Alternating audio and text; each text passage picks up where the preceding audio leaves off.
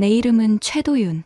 올해 52이다. 삼성전자에서 25년을 다니다가 작년에 구조조정으로 조기 퇴직했다. 명예퇴직이라고 포장했지만 사실상 권고사직이었다. 퇴직금은 넉넉했지만 마음은 그렇지 않았다. 아직 일할 나이인데 갑자기 집에만 있으니 허전했다. 아내 서진이와는 결혼한 지 20해가 됐다. 아이는 없다. 초기 몇 년간 노력했지만 되지 않았고 나중에는 둘이서 사는 것도 나쁘지 않다고 체념했다. 서진이는 실망이 컸겠지만 내색하지 않았다. 그래서 더 미안했다. 퇴직 후 6개월 정도는 그럭저럭 지냈다. 오전에는 근처 도서관에 가고 오후에는 동네를 산책했다. 서진이는 여전히 파트타임으로 동네 마트에서 일했다. 저녁에는 함께 TV를 보며 조용히 시간을 보냈다. 20해를 그렇게 살아왔으니까 변화는 올해 봄부터 시작됐다. 여보, 탁구 배우려고 해. 서진이가 갑자기 그런 말을 했을 때는 별로 놀랍지 않았다. 사실 우리 부부는 공통 취미가 없었다. 서진이가 뭔가 새로운 걸 해보고 싶어 하는 것 같아서 오히려 다행이라고 생각했다. 주민센터에 동호회가 있대. 사람들도 좋고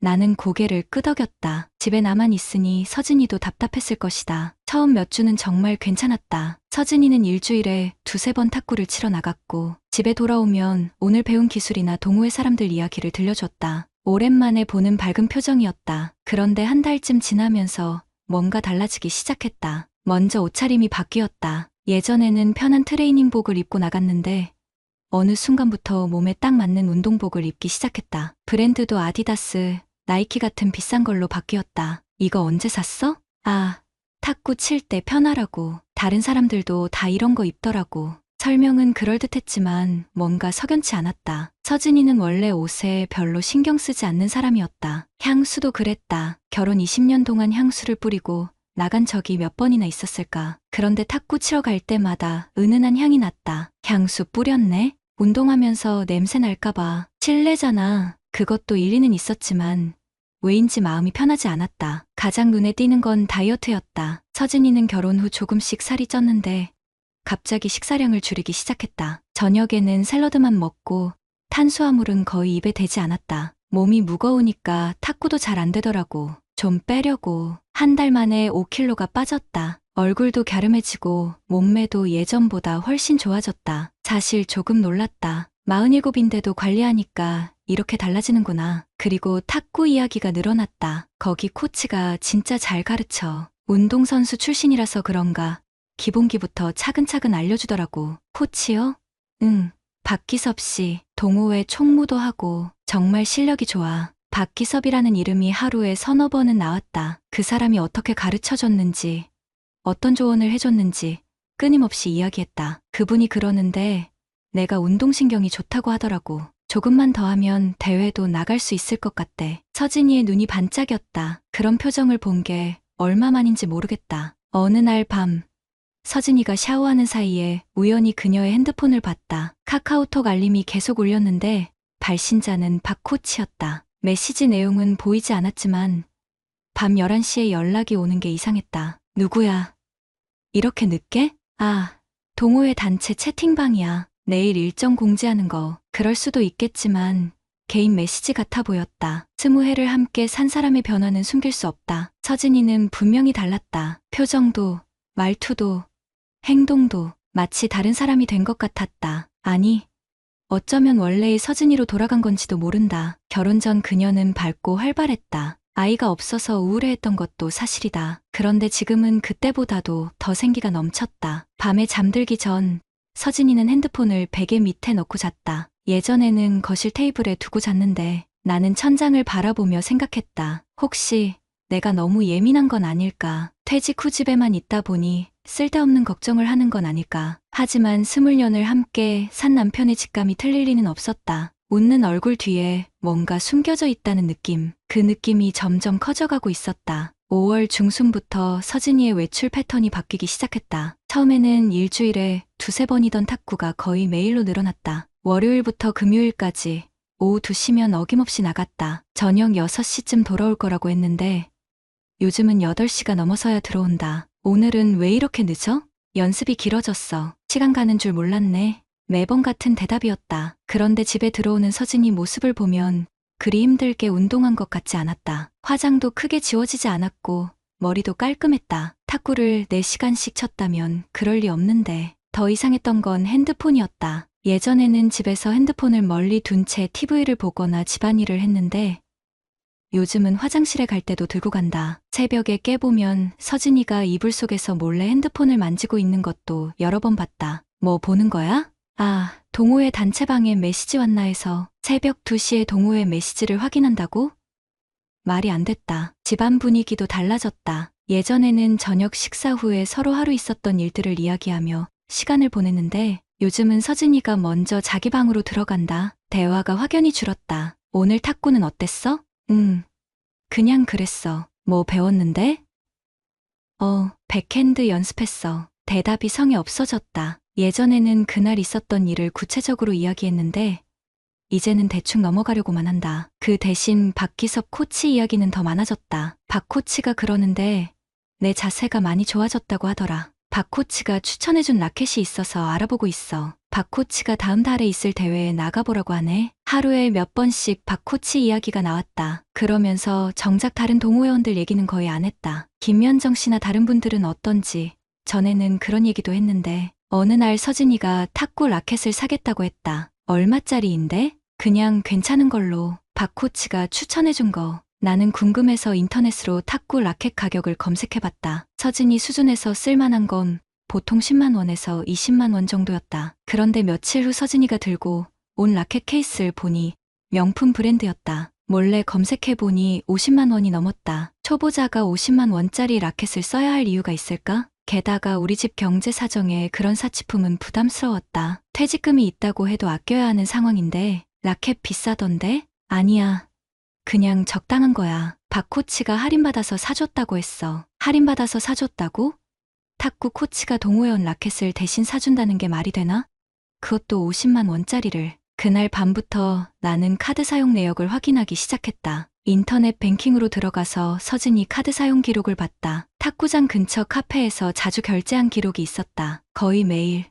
그것도 2잔씩. 혼자 간다면서 왜 2잔을 시킬까? 더 의심스러운 건 모텔 결제 내역이었다. 5월 말부터 일주일에 한두 번씩 탁구장에서 차로 10분 거리에 있는 모텔에서 카드를 긁었다. 시간은 오후 3시경이었다. 심장이 쿵 하고 내려앉았다. 설마 하는 생각이 확신으로 바뀌는 순간이었다. 나는 며칠 더 관찰했다. 서진이가 나갈 때마다 시간을 체크하고 돌아오는 시간도 기록했다. 그리고 그날 카드 사용 내역을 확인했다. 패턴이 일정했다. 탁구장, 카페도 잔 모텔집, 군대에서 정보과에 있을 때 배운 것들이 도움이 됐다. 정보 수집은 체계적으로, 감정적으로 판단하지 말고 팩트만 쌓아가라고 배웠다. 그때 그 방식대로 했다. 하지만 마음은 편하지 않았다. 20해를 함께 산 아내가 다른 남자와 그 생각만으로도 속이 뒤틀렸다. 6월 초 어느 날 서진이 핸드폰을 거실 테이블에 두고 화장실에 간 틈에 슬쩍 봤다. 잠금 해제 번호는 우리 결혼기념일이었다. 카카오톡을 열어보니 박 코치와의 대화방이 맨 위에 있었다. 마지막 메시지는 전날 밤 11시 30분에 온 것이었다. 내일도 기대돼요. 당신과 함께하는 시간이 제일 행복해요. 서진이의 답장은 하트 이모티콘 3개였다. 손이 떨렸다. 이건 탁구 코치와 수강생 사이의 대화가 아니었다. 연인 사이의 대화였다. 더 올라가서 봤다. 5월부터의 대화 내용들이 있었다. 오늘 남편이 의심하는 것 같아요. 조심해야죠. 하지만 우리 사랑은 숨길 수 없어요. 당신 품에 있으면 20대로 돌아간 기분이에요. 나도 그래요. 이런 감정이 이 나이에 다시 올 줄 몰랐어요. 더 이상 볼 수 없었다. 화장실에서 물 내리는 소리가 들려서 급하게 핸드폰을 원래 자리에 놓았다. 그날 밤 나는 잠을 이룰 수 없었다. 옆에서 편안하게 자고 있는 서진이를 보면서 생각했다. 20년, 우리가 함께 보낸 시간이 이 사람에게는 아무 의미도 없었던 걸까? 아이 없이 둘이서만 살아온 시간들, 힘들 때 서로 의지했던 순간들, 모든 게 거짓이었나? 다음날 아침,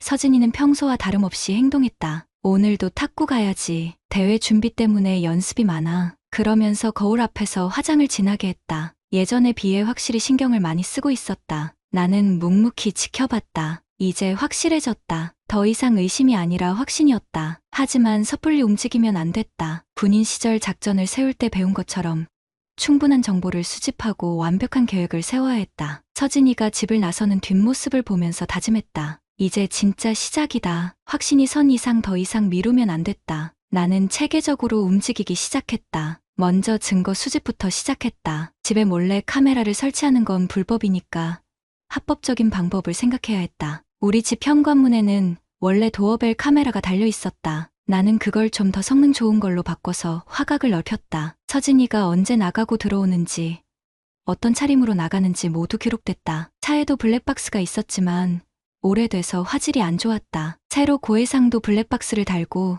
실내 녹음 기능도 켰다. 서진이가 차 안에서 전화통화하는 내용을 들을 수 있었다. 며칠 뒤 결정적인 녹음을 얻었다. 기섭 오빠, 나 지금 집에 가는 길이야. 오빠? 서진이가 박기섭을 오빠라고 부르고 있었다. 47살이 된 여자가 동갑내기 남자를 오빠라고 부르는 것 자체가 이상했다. 오늘도 행복했어. 당신 옆에 있으면 시간이 어떻게 가는지 몰라. 내일?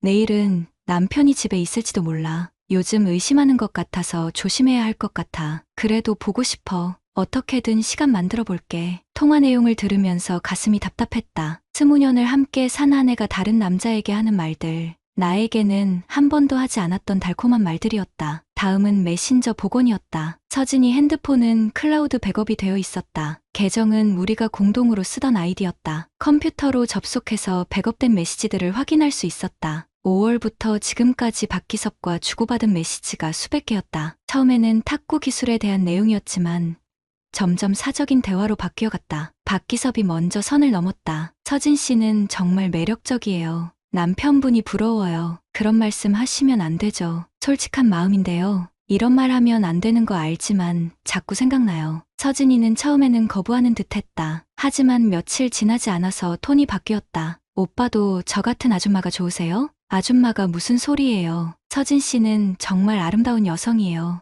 남편은 저한테 그런 말 안 해준 지 오래예요. 그 메시지를 보는 순간 가슴이 먹먹해졌다. 내가 서진이에게 소홀했던 건 사실이었다. 20년을 함께 살다 보니 당연하게 여겼던 것들이 많았다. 고마운 말, 예쁘다는 말, 사랑한다는 말을 언제부터 안 했을까. 하지만 그렇다고 해서 불륜이 정당화되는 건 아니었다. 메시지는 점점 더 노골적으로 변했다. 당신과 함께 있으면 20대로 돌아간 기분이에요. 나도 그래요. 서진 씨 같은 분을 만날 줄 몰랐어요. 이런 감정이 이 나이에 다시 올 줄 몰랐어요. 우리 운명인가 봐요. 운명이라니. 그들은 불륜을 운명적인 사랑이라고 포장하고 있었다. 기혼자끼리 만나놓고 무슨 운명이란 말인가. 더 충격적인 건 최근 메시지들이었다. 오늘 병원 갔다 와야겠어요. 왜요?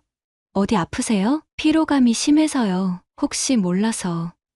혹시 그거? 모르겠어요. 확인해봐야 할 것 같아요. 이 메시지를 본 순간 머리가 하얘졌다. 설마 임신을? 20년 동안 아이가 없었는데 다른 남자아이를? 다행히 며칠 후 메시지에서 오해였다는 걸 확인했지만 그 순간의 충격은 잊을 수 없었다. 이제 박기섭에 대해서도 알아봐야 했다. 인터넷으로 검색해보니 그의 신상 정보를 어느 정도 파악할 수 있었다. 49세. 이혼 경력 1회.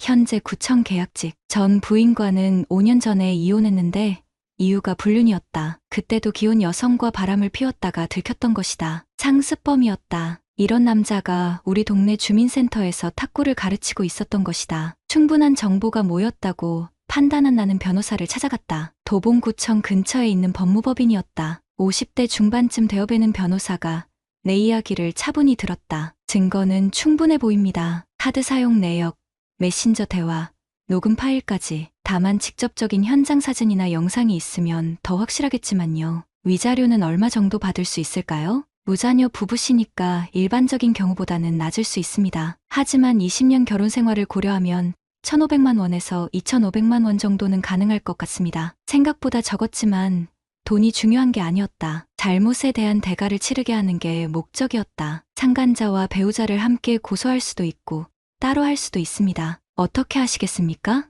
따로 하겠습니다. 아내와는 이혼 조정을 신청하고 박기섭은 별도로 고소하겠습니다. 현명한 판단입니다. 변호사와 상담을 마치고 나니 마음이 조금 정리됐다. 이제 구체적인 계획이 서기 시작했다. 하지만 아직 한 가지 더 해야 할 일이 있었다. 박기섭이라는 인간을 직접 확인하는 것이었다. 나는 일주일 동안 탁구장 근처에서 그를 관찰했다. 오후 2시쯤 되면 주민센터에 나타났고 여러 사람들과 탁구를 쳤다. 서진이와 있을 때와 다른 사람들과 있을 때 확실히 달랐다. 서진이에게는 특별히 친근하게 대했고 자주 스킨십을 했다. 그리고 오후 5시쯤 되면 서진이와 함께 탁구장을 나왔다. 차는 따로 타고 카페로 향했다. 1시간 정도 카페에서 시간을 보낸 후 모텔로 들어갔다. 모든 과정을 사진으로 찍었다. 얼굴이 선명하게 나오게, 두 사람이 함께 있다는 게 확실하게 보이게 일주일간의 추적 끝에 결정적인 증거들을 확보했다. 이제 모든 준비가 끝났다. 그날 밤 평소와 다름없이 집에 들어온 서진이를 보면서 생각했다. 내일이면 모든 게 끝난다. 20년의 결혼 생활이, 우리가 함께 꿈꿨던 미래가. 하지만 후회는 없었다. 잘못한 사람이 대가를 치러야 한다는 게 내 신념이었다. 모든 준비가 끝났다. 디데이는 탁구 동호회 정기 회식이 있는 토요일로 정했다. 그 전주 금요일, 나는 마지막 증거 수집에 나섰다. 오후 1시 30분, 평소보다 30분 일찍 탁구장 근처에 도착했다. 차 안에서 대기하면서 고해상도 카메라를 준비했다. 오후 2시 10분, 서진이가 주민센터에 들어갔다. 예상대로 몸에 딱 맞는 흰색 운동복에 화장도 진하게 했다. 50만 원짜리 라켓 가방을 들고 있는 모습도 선명하게 찍었다. 4시 50분, 박기섭과 서진이가 함께 탁구장에서 나왔다. 박기섭은 키 175cm 정도의 운동으로 다져진 체격이었다. 서진이보다 2살 많은 49살 치고는 젊어 보였다. 두 사람이 주민센터 앞에서 대화하는 모습을 연속으로 찍었다. 박기섭이 서진이 어깨에 손을 올리는 순간,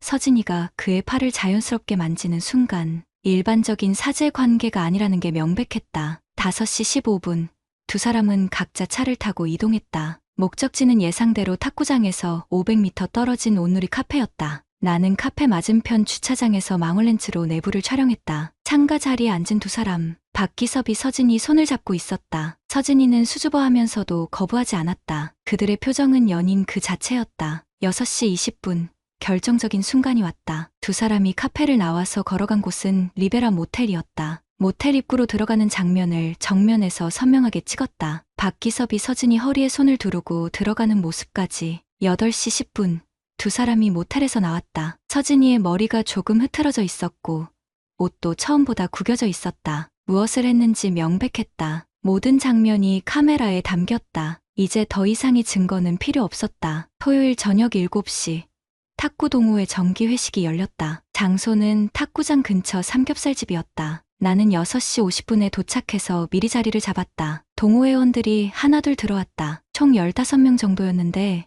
대부분 40대 후반에서 60대 초반의 중년들이었다. 김연정 씨도 보였다. 평소 서진이가 자주 언급하던 분이었다. 7시 10분, 서진이가 들어왔다. 나를 보고 깜짝 놀라는 표정을 지었다. 여보?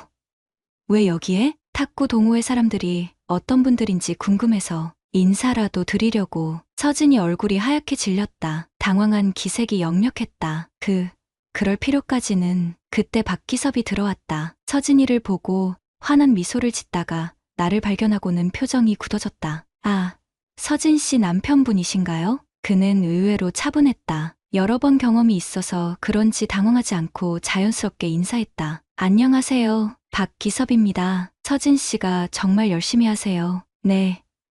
집에서 자주 이야기 들었습니다. 평범한 인사를 주고받았지만 공기는 차가웠다. 서진이는 계속 불안해했고 박기섭은 나를 경계하는 눈빛이었다. 회식이 시작되고 1시간 정도 지났을 때 나는 자리에서 일어났다. 잠깐 말씀드릴 게 있습니다. 갑작스러운 말에 모든 사람들이 나를 쳐다봤다. 나는 미리 준비해둔 노트북을 테이블 위에 올렸다. 여러분께 보여드릴 영상이 있습니다. 서진이가 급하게 내 팔을 잡았다. 여보, 뭐 하는 거야? 잠깐만 보세요. 나는 노트북 화면을 켜고 프로젝터에 연결했다. 미리 준비해둔 장비였다. 벽면에 영상이 크게 투사됐다. 첫 번째 영상, 탁구장 앞에서 박기섭이 서진이 어깨에 손을 올리는 장면. 두 번째 영상, 카페에서 손을 잡고 있는 장면. 세 번째 영상, 결정적인 순간, 모텔로 들어가는 장면. 객장 안이 조용해졌다. 모든 사람들이 화면을 바라보고 있었다. 누군가가 어머나 하고 작게 탄식했다. 서진이가 비명을 질렀다. 안 돼,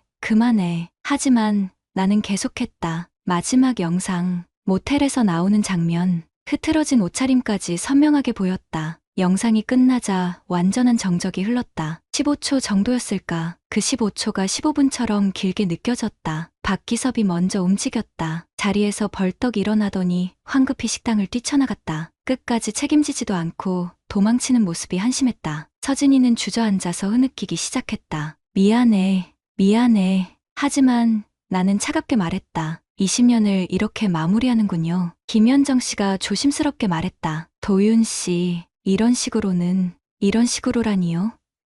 그럼 어떤 식으로 해야 했을까요? 모른 척 살라고요. 나는 모든 사람들을 둘러봤다. 여러분은 알고 계셨죠? 이 두 사람이 이상하다는 걸. 몇 명이 고개를 끄덕였다. 역시 알고 있었던 것이다. 군인은 조용히 움직이고 정확하게 끝냅니다. 이제 법적인 절차를 밟겠습니다. 나는 노트북을 정리하며 마지막으로 말했다. 서진 씨, 변호사 연락처 드릴게요. 이혼 조정 신청서는 월요일에 접수할 예정입니다. 서진이는 고개도 들지 못했다. 20년 결혼 생활이 이렇게 끝나는 순간이었다. 식당을 나오면서 김현정 씨가 따라왔다. 도윤 씨, 사실 우리도 이상하다고 생각했어요. 그 둘이 너무 노골적이었거든요. 왜 말씀 안 해주셨어요? 어떻게 그런 말을 해요? 그리고 확신도 없었고 그녀의 말이 맞았다. 다른 사람이 나서서 할 일이 아니었다. 집으로 돌아가는 길, 마음이 복잡했다. 분노, 안도감, 허탈함이 뒤섞여 있었다. 하지만 후회는 없었다. 잘못한 사람들이 대가를 치러야 한다. 그게 내 신념이었고 오늘 그걸 실행에 옮겼다. 이제 진짜 시작이었다. 회식장에서의 일이 있은 후 사흘 뒤 서진이가 짐을 쌌다. 친정에 가서 지낼게. 당분간은 좋습니다. 더 이상 할 말이 없었다. 20년을 함께 산 사람과 이렇게 차갑게 헤어질 줄은 상상도 못했지만 이미 우리 사이에는 돌이킬 수 없는 강이 흘렀다. 서진이는 짐을 싸면서 몇 번이나 말을 하려다가 멈췄다. 사과를 하고 싶어 하는 것 같았지만 나는 들을 준비가 되어 있지 않았다. 도윤아, 정말 미안해. 결국 그녀가 먼저 입을 열었다. 미안하다고 달라지는 건 없어요. 나도 모르게 그렇게 됐어. 기섭 오빠가 내 얘기를 너무 잘 들어줘서. 그만하세요. 변명은 듣고 싶지 않습니다. 서진이는 더 이상 말하지 않았다. 20년 동안 함께 모은 살림살이 중 자신 것만 챙겨서 친정으로 떠났다. 그날 저녁, 집은 썰렁하게 비어 있었다. 월요일 아침 일찍 법원에 가서 이혼 조정 신청서를 접수했다. 그리고 같은 날 오후에는 박기섭을 상대로 상간자 소송을 제기했다. 변호사가 예상했던 대로 절차는 순조롭게 진행됐다. 증거가 너무나 명확했기 때문이다. 한 달 후, 첫 번째 조정 기일이 있었다. 서진이는 법원에 나왔지만 말이 거의 없었다. 재산 분할은 간단했다. 아파트는 4명이었고 대출도 거의 정리된 상태였다. 예금도 대부분 내 통장에 있었다. 부인이 위자료를 포기하신다면 재산 분할도 최소한으로 하겠습니다. 변호사의 제안에 서진이는 고개를 끄덕였다. 잘못을 저지른 죄책감 때문인지 아니면 빨리 끝내고 싶어서인지 모르겠지만 순순히 응했다. 두 번째 조정에서 이혼이 성립했다. 결혼 20년의 역사가 법원 서류 한 장으로 정리됐다. 박기섭과의 소송은 좀 더 오래 걸렸다. 그는 처음에는 적극적으로 대응하려고 했다. 변호사도 선임하고 반박 자료도 준비했다. 하지만 내가 제출한 증거들 앞에서는 어떤 변명도 통하지 않았다. 특히 결정적이었던 건 김현정 씨 증언이었다. 법정에서 그녀는 차분하게 말했다. 두 분이 이상하다는 건 동호회 사람들 대부분이 알고 있었습니다. 다른 사람들하고는 확실히 다르게 행동했거든요. 너무 가깝게 지내서 보기에 민망할 정도였어요. 박기섭의 변호사가 반박했다. 단순한 사제 관계일 수도 있지 않습니까?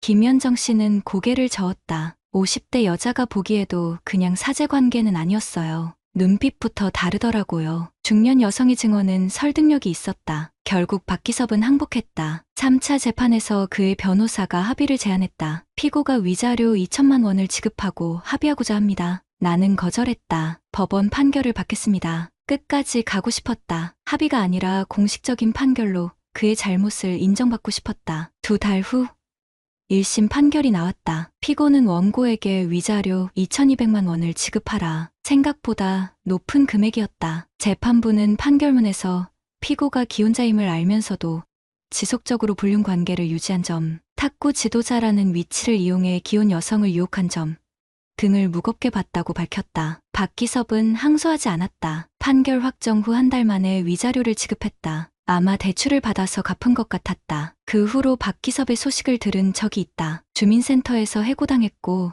동네에서도 소문이 퍼져서 살기 어려워졌다고 했다. 결국 다른 지역으로 이사를 갔다는 얘기였다. 서진이는 어떻게 지내는지 모르겠다. 이혼 후 연락을 끊었다. 가끔 궁금하기도 하지만 굳이 알 필요는 없다고 생각한다. 탁구 동호회는 자연스럽게 해체됐다. 그날 회식 이후로 모임이 없어졌다. 아무도 먼저 나서서 다시 시작하자고 하지 않았다. 이혼 확정 후 6개월이 지났을 때 나는 큰 결정을 했다. 제주도로 이사하기로 한 것이다. 서울에서는 아무래도 과거의 기억들이 너무 많았다. 새로운 곳에서 새로운 삶을 시작하고 싶었다. 퇴직금과 위자료, 그리고 아파트를 팔아서 마련한 돈이면 제주도에서 여유롭게 살 수 있었다. 제주시 애월읍에 작은 단독주택을 샀다. 바다가 보이는 조용한 동네였다. 53세의 새로운 터전에서 혼자 사는 삶이 시작됐다. 처음에는 적응이 쉽지 않았다. 20년 동안 누군가와 함께 살다가 혼자 지내려니 외로웠다. 하지만 시간이 지나면서 혼자만의 시간이 나쁘지 않다는 걸 깨달았다. 아침에 일어나서 바다를 보며 커피를 마시고, 오전에는 독서를, 오후에는 근처 오름을 오르며 산책을 했다. 저녁에는 동네 주민센터에서 하는 프로그램에 참여했다. 특히 주민센터에서 무료로 진행하는 체력 단련 프로그램 강사로 자원봉사를 시작했다. 군대에서 체력 훈련을 담당했던 경험이 도움이 됐다. 동네 어르신들을 대상으로 건강 체조를 가르쳤다. 도윤 씨 덕분에 몸이 많이 좋아졌어요. 70세가 넘은 할머니가 고마워하실 때면 뿌듯했다. 누군가에게 도움이 되는 일을 한다는 게 이렇게 좋은 기분인 줄 몰랐다. 1년이 지난 지금 나는 혼자 사는 삶에 완전히 적응했다. 외롭지 않냐고 묻는 사람들도 있지만 진짜 외로움은 함께 살면서도 마음이 통하지 않을 때 느끼는 것이라는 걸 알게 됐다. 가끔 서진이 생각이 날 때도 있다. 하지만 그리움보다는 안도감이 더 크다. 거짓 위에 세워진 관계를 계속 유지했다면 더 큰 고통이었을 것이다. 어제는 동네 이장님이 맞선을 소개해주겠다고 하셨다. 52세 초등학교 교사 출신으로 남편과 사별한 분이라고 했다. 나는 정중히 거절했다. 아직은 혼자 지내는 게 좋다고. 언젠가는 새로운 인연이 있을지도 모르겠지만 굳이 서두를 필요는 없다. 지금 이 평화로운 일상이 좋다. 오늘도 아침 커피를 마시며 바다를 바라본다. 파도가 밀려왔다가 빠져나가는 걸 보면서 생각한다. 여자는 떠났고 명예는 남았다. 이제는 진짜 나를 위한 삶이다. 50대 중반. 늦었다고 생각할 수도 있지만 나는 그렇게 생각하지 않는다. 남은 인생이 더 많다. 그리고 그 시간을 온전히 내 것으로 만들어갈 것이다. 혼자 사는 법. 이제는 전혀 두렵지 않다. 구독자님들, 오늘 사연 댓글로 공유해 다른 분들과 함께 의견 나눠보세요. 저도 읽어보며 소통하겠습니다.